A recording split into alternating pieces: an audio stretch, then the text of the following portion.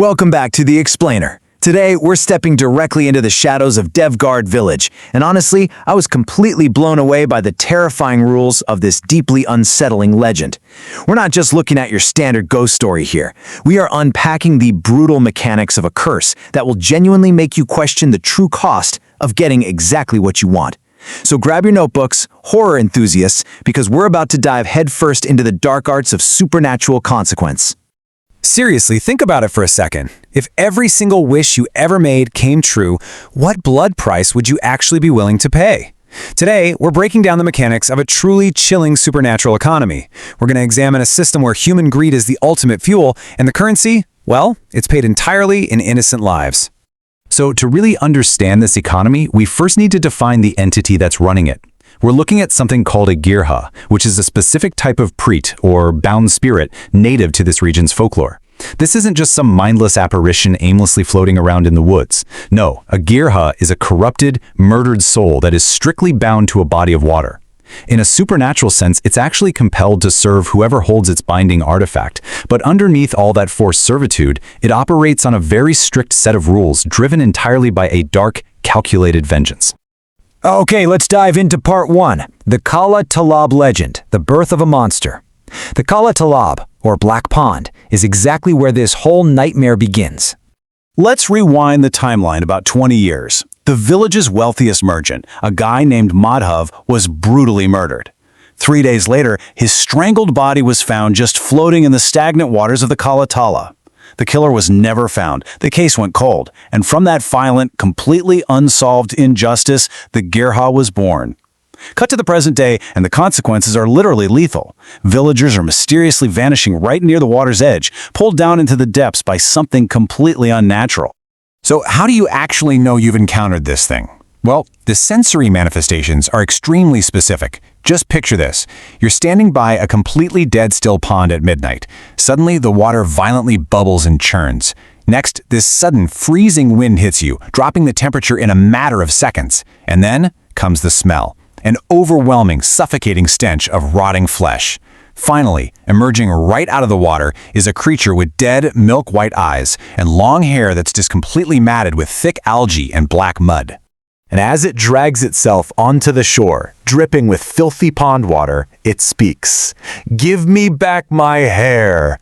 It is an incredibly chilling quote, and for a lot of people in Devgar, it was absolutely the last thing they ever heard before a rotting hand clamped around their throats and dragged them down to a watery grave.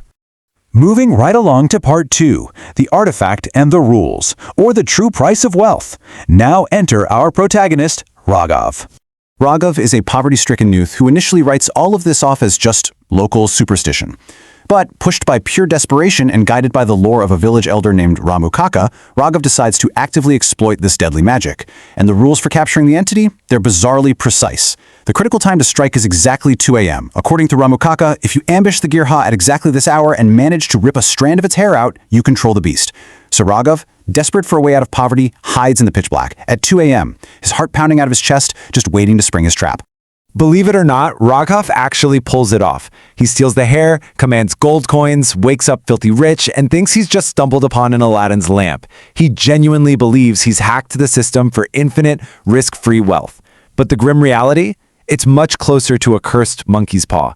And this brilliantly illustrates the danger of this lore. It's a dark, completely transactional economy where literally nothing is created without a catastrophic cost. Let's break down those precise mechanics. Step 1, you steal a strand of the girha's hair. Step 2, you store it in an iron box to officially command the spirit. Easy enough, right? But here's the critical, hidden step 3 that old Ramu Kaka conveniently forgot to mention. You must pay for every single granted wish with an innocent life. See, the entity doesn't magically manifest gold or property out of thin air. It steals them. And to balance that supernatural ledger, it murders innocent villagers. Raghav's comfortable illusion of harmless wealth is violently shattered one night. He glances out into his courtyard and catches his obedient slave carrying a fresh, lifeless human corpse straight toward the Black Pond. When a completely horrified Raghav confronts the entity, the girha just smiles this rotting, terrible smile and says, "Every wish has a price, master." Every single coin in Raghav's pocket was literally dripping with the blood of his own neighbors. Which brings us to part 3, the vengeance, exploring a ghost's true motive. Because as it turns out, this entity was playing a much longer, darker game than anyone realized. So the crucial point here is that the old man, Ramu Kaka, lied through his teeth. That hair wasn't just a convenient tool for wealth. It was a ticking clock. Ramu deliberately manipulated Rogov into stealing the hair, knowing full well that the complete lore states something terrifying. Once the Girha has taken enough innocent lives to fulfill the master's wishes, it inevitably turns on its master and demands their life as the final payment. And this forces an absolutely spectacular final confrontation. Cornered by a mob of angry villagers who suspect him of all these recent murders, Rogov sprints to the pond to free the spirit by throwing the hair back into the water. But the Girha just laughs, revealing its bond was already broken. Suddenly, out of the shadows, Ramu steps forward, clutching a copper amulet he firmly believes makes him immune to the ghost. In a moment of staggering arrogance, Ramu confesses the whole truth. He was the one who murdered Madhav 20 years ago. He set Rogov up as the perfect scapegoat to finally put the ghost to rest. He even drops the cruelest twist of all. The ghost, Madhav, was actually Rogov's estranged father. But Ramu vastly underestimated the entity's intelligence. The Girha's ultimate goal was never mindless servitude, not for a second. It was simply using Rogov's greed as bait to slowly, methodically lure its original murderer, Ramu, right to the edge of the water. That little copper amulet completely fails, and in a terrifying climax, the Girha grabs Ramu, fulfilling its 2-decade-long vengeance by dragging his screaming body down into the murky black depths. So part 4, an endless cycle, the curse evolves. What exactly happens to this supernatural economy once the original ghost gets its revenge, and the curse is seemingly broken? Initially, it seems to resolve perfectly. Madhav's soul, its vengeance finally satisfied, is freed and just dissipates into the air. Raghava immediately gives away all his blood money back to the village and embraces a simple, honest life. The black waters of the pond completely clear up, and eventually the pond dries up entirely into cracked, barren earth. The whole village breathes a massive collective sigh of relief, completely believing the nightmare is entirely over. But here is the brutal reality of how these curses actually operate.